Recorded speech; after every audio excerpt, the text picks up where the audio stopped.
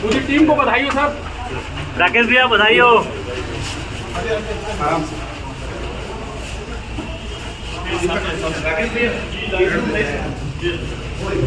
ये वाले रूम है सर।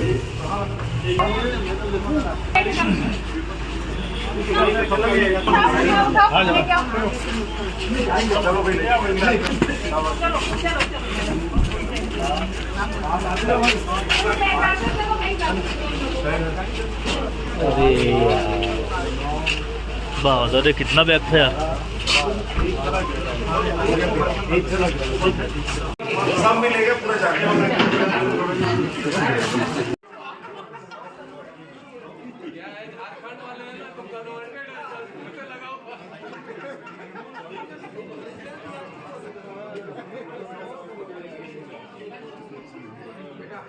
पचास का नोट भी है।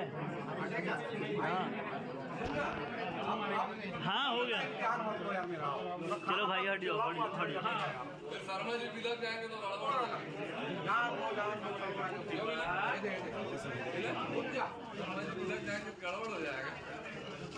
हाथ में नहीं तोड़वाना।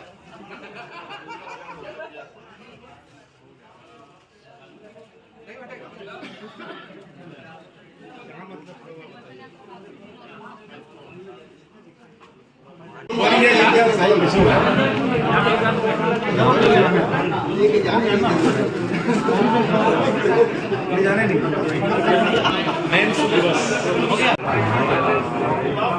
यहाँ से अच्छा रहता है। पकड़ने वाली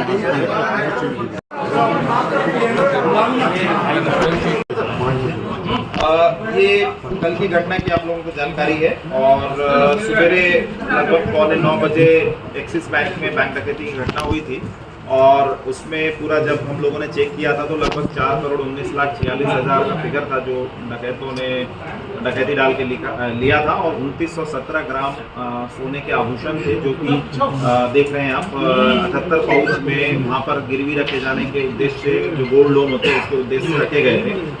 इसकी मार्केट वैल्यू आज के डेट में बैंक द्वारा लगभग 1.43 करोड़ बताई गई थी। तो टोटल 5,62,00,000 के आसपास का जो रकम की डकैती डाली थी और सीसीटीवी फुटेज में 7 लोग दिख रहे थे और उस जानकारी पर पुलिस ने त्वरित कार्रवाई की है। ये एक तरह से मैं करूँगा सिर्फ जिला पुलिस नहीं बल्कि पूरी छत्तीसगढ़ पुलिस का समन्वित प्रयास है।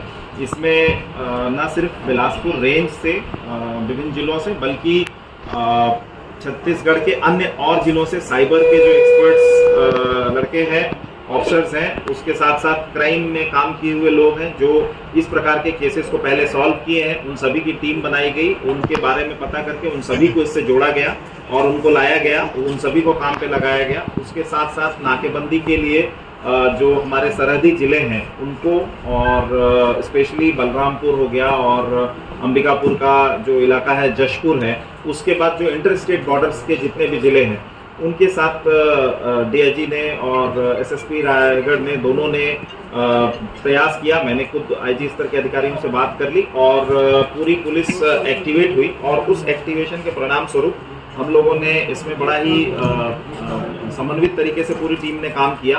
करीब 10-12 प्रकार के हम लोगों ने टीम बनाई थी और उनको सबको कहीं पे डीएसपी कहीं पे इंस्पेक्टर्स पूरी टीम लगा करके एक साइबर एनालिसिस कर रही थी।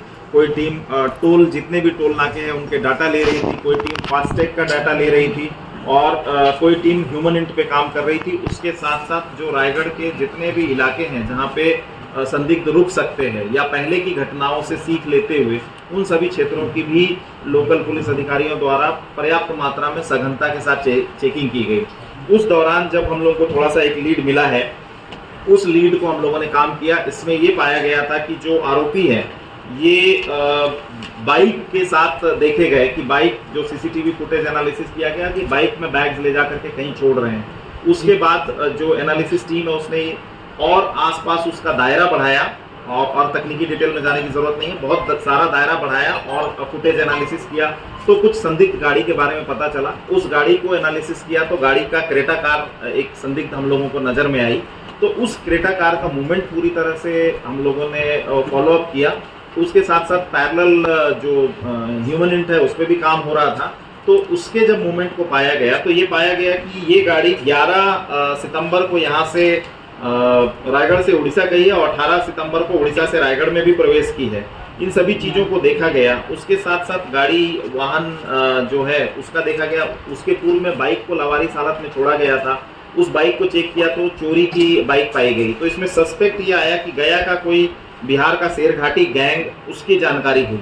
उसको फिर हम लोगों ने रिकॉर्ड खंगाला तो उसमें से कुछ आरोपी ऐसे नजर आए जो कोरबा में कुछ समय पहले 15 या 16 में डकैती हुई थी, उसमें भी शामिल होने के अंदेशा लगे। उसके बाद जो पुलिस के साइबर और क्राइम ब्रांच के लड़के हैं, इन लोगों ने भी कुछ लोगों को सस्पेक्ट को मिलान किया, आइडेंटिफाई किया और जो अपना क्राइम का डेटा है उस डेटा से काफ़ी कुछ मिलान किया गया और कुछ पैटर्न का एनालिसिस किया गया।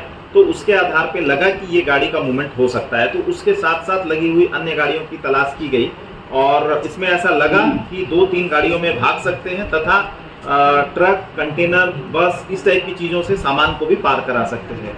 तो उसके आधार पर जब नाकेबंदी की गई और जो अंबिकापुर की ओर में चोटिया में बैरियर है उसका डेटा एनालिसिस किया गया, तब उसमें समझ में आया कि गाड़ी के मूवमेंट्स दिख रहे हैं। तो उसके बाद पुलिस अधीक्षक बलरामपुर को अलर्ट किया गया और यहाँ की टीम को भी कुछ अंबिकापुर से लड़के जो है पुलिस के इन्वॉल्व किए गए इसमें और एक टीम बना करके उनको डिप्लॉय किया गया उस एरिया में नाकेबंदी और सर्चिंग करने के लिए। तो उस आधार पर रात में हमारी टीम ने वहाँ पर इंटरसेप्ट किया है और इसमें 5 डकैत जो हैं ये पकड़े गए हैं, जिनको पुलिस ने अभी अभिरक्षा में लिया है और विधिवत इनकी गिरफ्तारी की कार्रवाई वगैरह की जाएगी। और पूरी यहाँ से जो टीम है रायगढ़ पुलिस अधीक्षक के नेतृत्व में यहाँ से गई टीम, वहाँ पर बलरामपुर एसपी लालू मित का भी सहयोग बहुत अच्छा रहा। वो मौके पे वहाँ रहे और उनके नेतृत्व में वहाँ पर धरपकड़ की कार्रवाई हुई।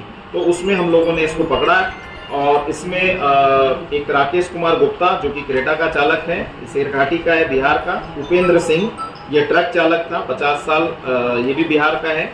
उसके साथ साथ तीसरा एक जो मुख्य इस गैंग में जो मास्टरमाइंड है वो 5 में से 2 लोग हैं जिन्होंने इसकी साजिश रची है।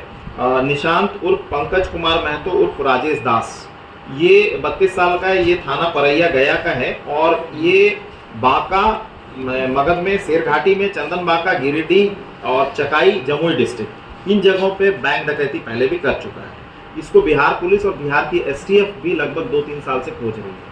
तो ये एक बहुत बड़ा कैच मिला है हमारे यहाँ छत्तीसगढ़ पुलिस को, रायगढ़ पुलिस को। उसके साथ साथ अमरजीत ये क्रेटा गाड़ी का मालिक है और ये दोनों मिल करके किए हैं और एक आरोपी है राहुल कुमार सिंह, ये खलासी है ट्रक का। उसके साथ साथ शेष 5 आरोपी फरार हैं, 7 दिख रहे थे, 3 और बाहर थे। नीलेश रविदास है, सुनील पासवान है, ये दोनों रांची के हैं और अमित रविदास ये बिघा गया का है। पवन कुमार बेलागंज गया बिहार का है। विष्णु पासवान ये टेकारी गया बिहार का है। तो ये इनको पकड़ने के लिए 2-3 टीमें ऑलरेडी डिप्लॉयड कर दी गई हैं और इसमें लगातार कार्रवाई चलेगी। और अभी जो कि इतनी बड़ी डकैती है, इसको देखते हुए और इनके इन्वॉल्वमेंट के देखते हुए मास्टरमाइंड्स का कम से कम हम लोग रिमांड लेने की कोशिश करेंगे सो दैट डिटेल में पूछताछ हो सके। और पूरी टीम ने बहुत अच्छे से काम किया है और इनके पास से ये टोटल जो रकम गई थी, पूरी की पूरी रकम और लूट का पूरा सामान, उसके साथ साथ देसी में राइफल, एक कट्टा, कारतूस, क्रेटा वाहन, ट्रक वगैरह जितनी भी चीज़ें ये सभी जब्ती की गई हैं, उसका अभी विश्लेषण किया जा रहा है। इनसे विस्तृत पूछताछ भी की जाएगी और मौके पर जा करके जब्ती बनाने के कारण अभी लेकर के टीम लौटी है। तो बाकी चीज़ें अभी की जा रही हैं और डिटेल जानकारी पुलिस अधीक्षक दे सकते हैं। टीम ने चूंकि बहुत अच्छा काम किया है तो पुलिस के रोल को एनालाइज करके इसमें शामिल जो भी लोग रहे हैं उनके रोल के आधार पर यथोचित इनाम के लिए पुलिस मुख्यालय प्रस्ताव भेजा जाएगा। डीजी साहब ने सहमति दी है। इसमें डीजी साहब का सतत मार्गदर्शन मिला है। उन्होंने न सिर्फ उड़ीसा से बल्कि झारखंड और बिहार के डीजीपी से बात करके वहाँ की पूरी टीम को एक्टिवेट किया था। तो वहाँ के आईजी ऑपरेशंस और जो संबंधित जिलों के एसपीज हैं और उनकी क्राइम टीम सभी लगी हुई थी। तो कुल मिला के ये एक समन्वित टीम प्रयास का परिणाम है जिसमें एक अच्छी उपलब्धि। क्या पूरी योजनाबद्ध तरीके से लोगों ने पूरी रैकी की गई? हाँ, इनके द्वारा पर्याप्त मात्रा में रैकी की गई है। डिटेल्स अभी आने हैं, कुछ डिटेल्स हम अभी शेयर नहीं कर रहे हैं, लेकिन इनके द्वारा पर्याप्त मात्रा में रैकी की गई क्योंकि इस प्रकार की घटना दो तरीके से होती हैं, बैंक की लापरवाही प्लस इनके द्वारा की गई रैकी। तो इस संबंध में भी अलग से जिलों को हम लोग निर्देश दे रहे हैं कि बैंक्स की सुरक्षा का ध्यान रखा जाए। पुलिस ही नहीं, सिर्फ बैंक को भी इसमें जिम्मेदारी दी जाए, क्योंकि जैसे इस केस में देखेंगे तो अनार्म्ड गार्ड था, जबकि लगभग 8.65 करोड़ का कैश उस बैंक में डिपॉजिट है।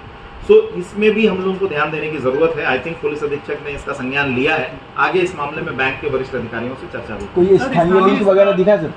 स्थानीय लिंक कुछ है? अभी ऐसा चीज नहीं आया है। अब जो 5 भागे हैं तो उनके हम लोग अभी एनालिसिस कर रहे हैं। बेसिकली टेक्निकल एनालिसिस में खुलेगा।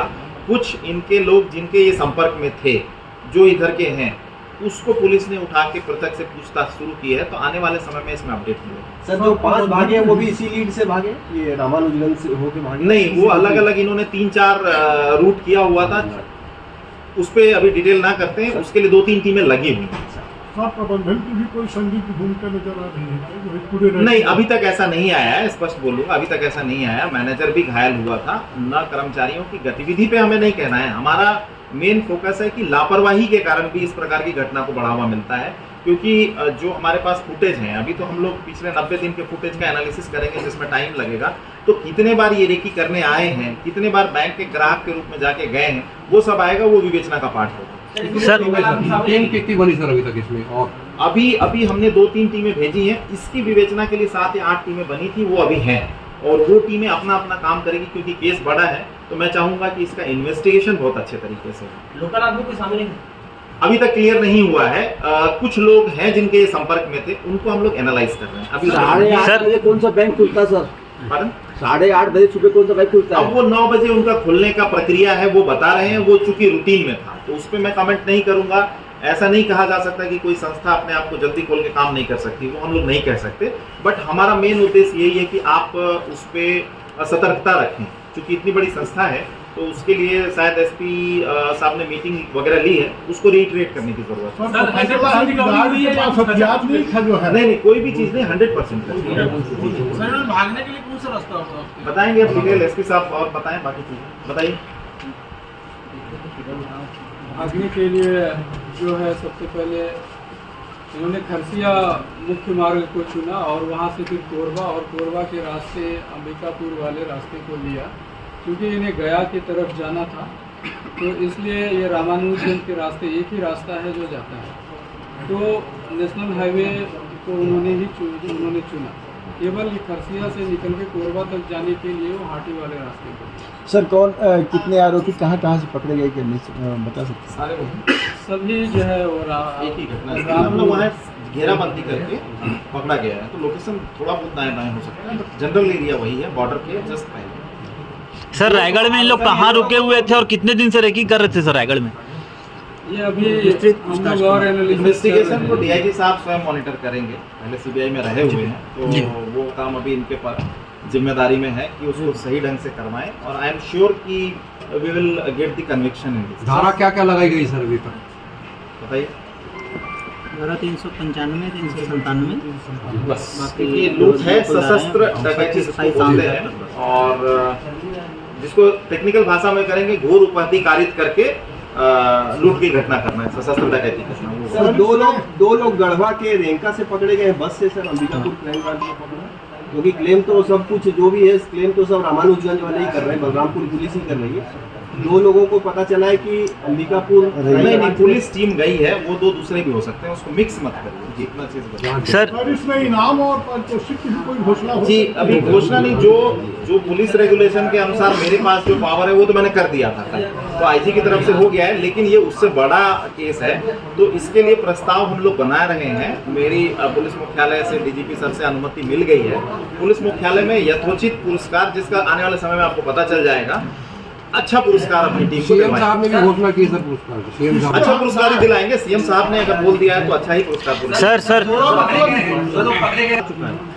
जो 395 में मेरे ख्याल से विवेचना कैसे करनी है उस पर आप चर्चा ना करें तो ज्यादा बेहतर होगा। मेरा काम है जी सर। एक हकदार जो है उसको अभी हम लोग देखेंगे। मैंने बोला ना कि लापरवाही कहीं ना कहीं, देखिए जो गवर्नमेंट ओन्ड बैंक है, मैं जिसको बोलूंगा SBI वगैरह हो गया, सशस्त्र गार्ड उपलब्ध है। और पुलिस की चेकिंग भी चलती रहती है। हम अपना भी अवलोकन करेंगे कि हमने अगर चेकिंग रूटीन बढ़ाने की ज़रूरत है या नहीं है, हम उसको भी देखेंगे। उसके साथ साथ बैंकों को भी हमें अलर्ट करना पड़ेगा कि जहाँ पे इतनी मात्रा में कैश या ट्रांजैक्शन हो रहा है, वहाँ पे कम से कम और खर्च करने की ज़रूरत है, ध्यान देने की ज़रूरत है। दूसरा अटेम्प्ट है सर। सर पुलिस इतनी मेहनत से आरोपियों को पकड़ती है सर, पकड़ने के बाद न्यायालय में जो मतलब गवाही पेश होती है उसमें गवाह पलट जाते हैं, जिससे आरोपी छूट जाते हैं। तो इसमें एक निवेदन मेरा ये भी था कि गवाह ऐसे रखे सर उसमें जो न्यायालय में किसी भी डर या भय से मतलब बदले मत, कम से कम आप लोग की मेहनत हम लोग कर लेंगे। कैमरा बंद करो तो बोलता हूँ। बता ना यार थोड़ा सा यार। राजेश आना भाई, बता भाई, बता क्या हुआ, क्या हुआ था,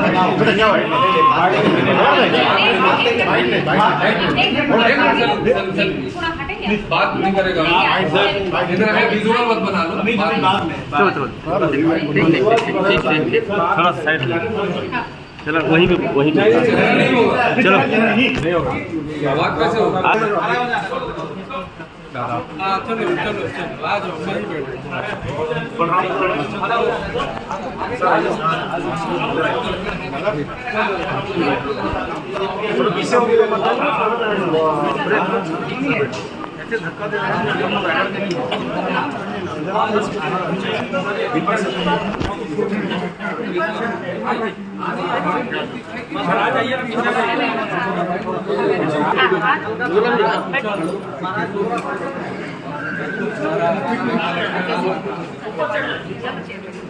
चाकू कौन मारा था?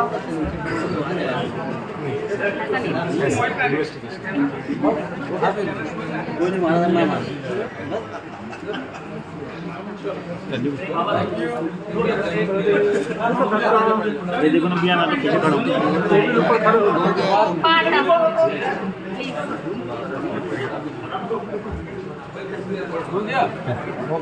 चलो हो गया भैया।